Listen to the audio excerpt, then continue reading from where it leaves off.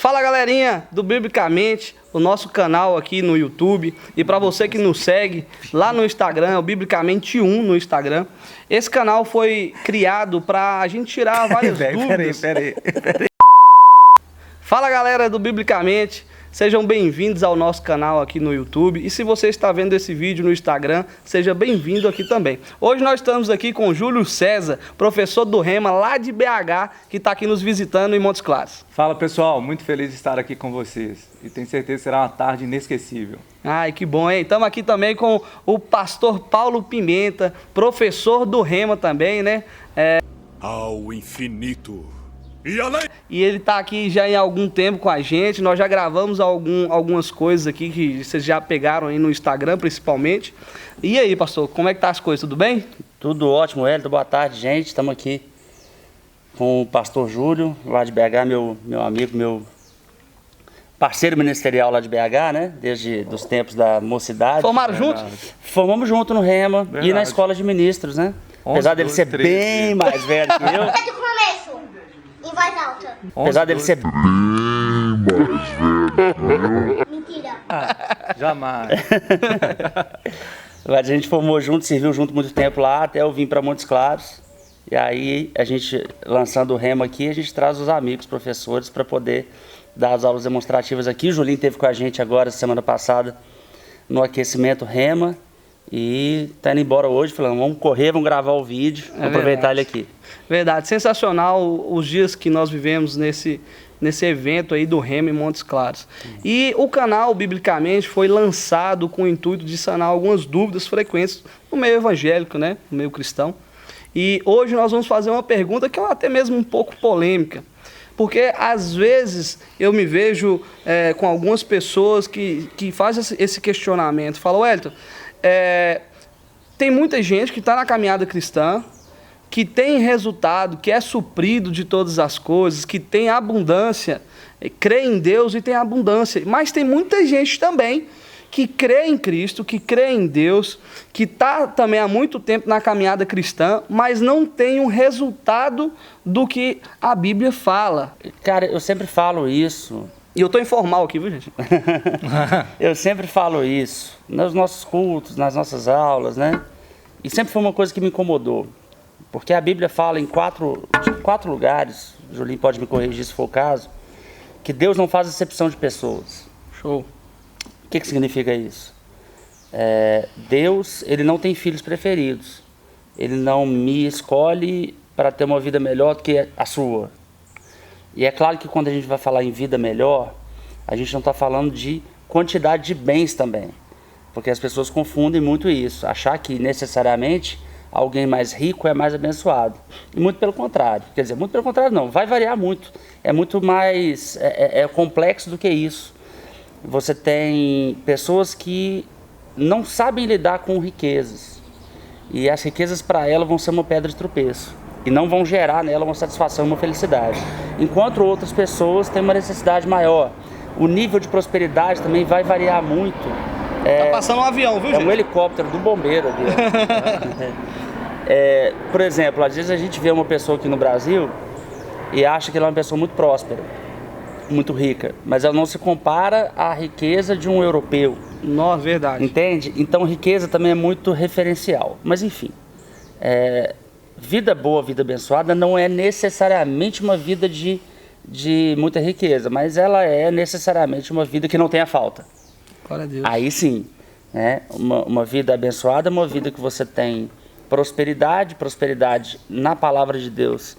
Ela é compreendida até pelos seus vocábulos gregos, até pelas traduções e pelo contexto, como uma boa caminhada, uma boa jornada, né?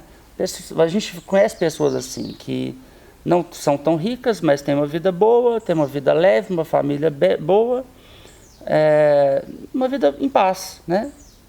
Uma jornada em paz. Enquanto tem pessoas que têm, por exemplo, muito dinheiro, mas por causa até da quantidade de dinheiro, de bens e de empresas, vive uma vida completamente sem paz e não aproveita, né? Enfim, Sufocado. além desse paradigma de o que é ser abençoado, né? Precisa ser visto o que é ser abençoado, Mas ainda assim existem as pessoas que, dentro do conceito bíblico, não vivem uma prosperidade, né?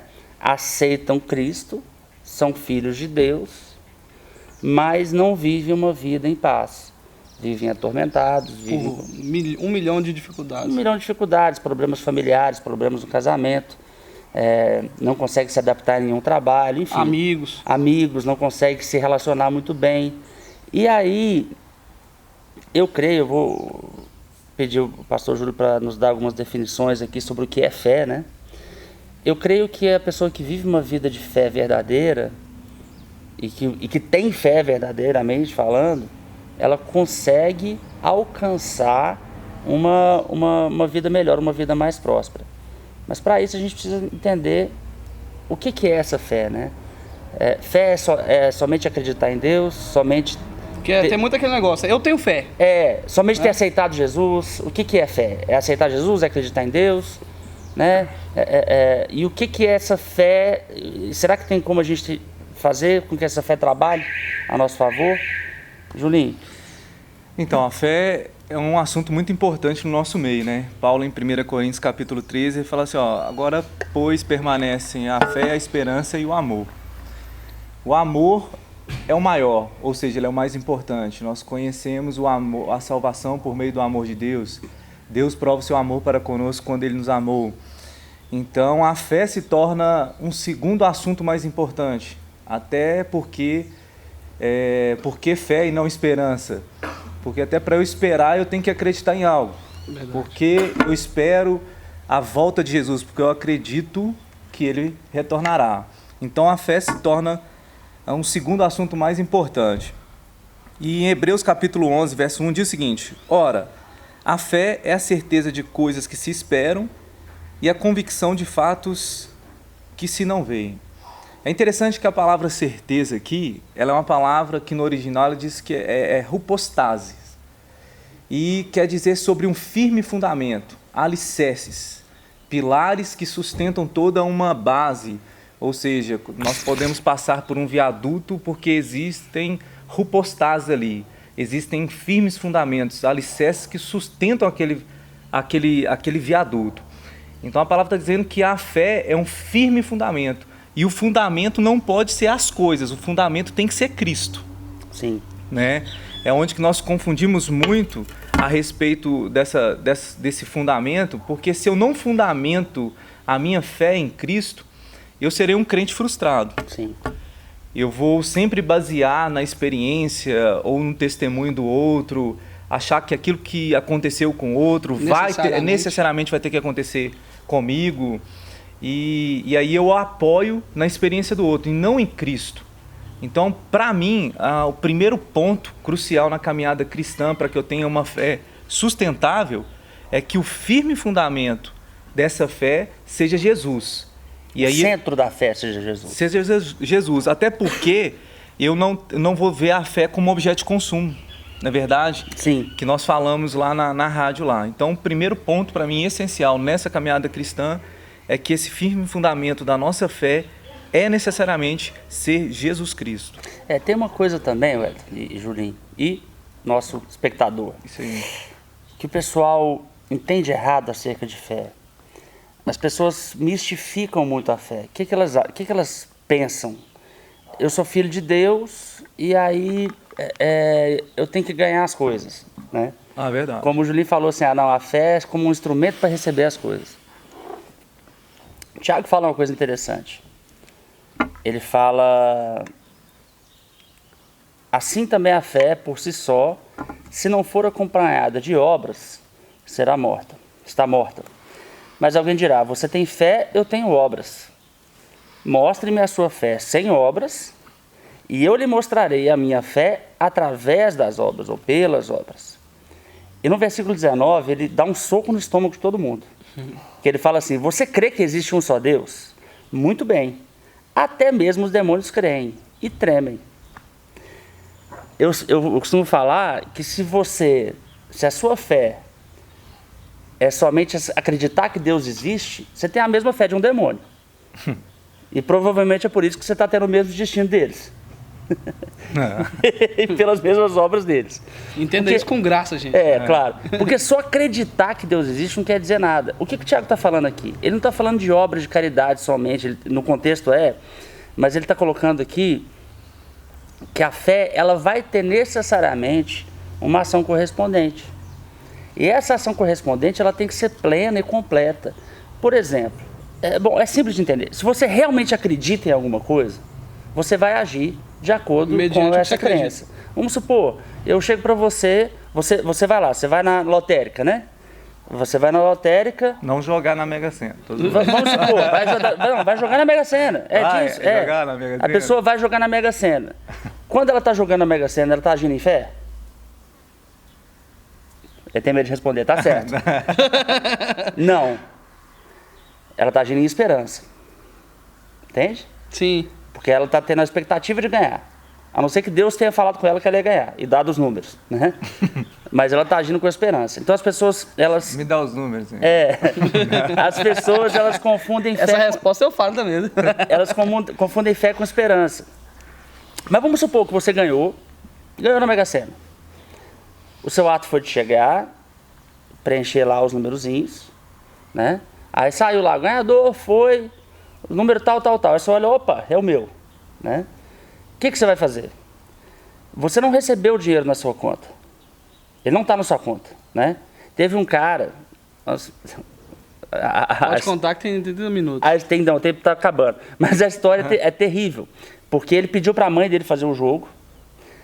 A mãe dele desconsiderou, não fez o jogo, esqueceu. Gastou o dinheiro. Não, era tipo R$2, era um jogo só. Ela esqueceu de fazer o jogo. E aí ele acertou, sozinho. Quer dizer, ele teria acertado sozinho, a Mega Sena acumulou. Ele olhou, quando ele conferiu os números que ele tinha jogado, esse cara meteu fogo na casa. Ele saiu na rua gritando, chapou, fez tudo. E aí a mãe teve que contar para ele que ela não tinha esquecido de fazer o jogo.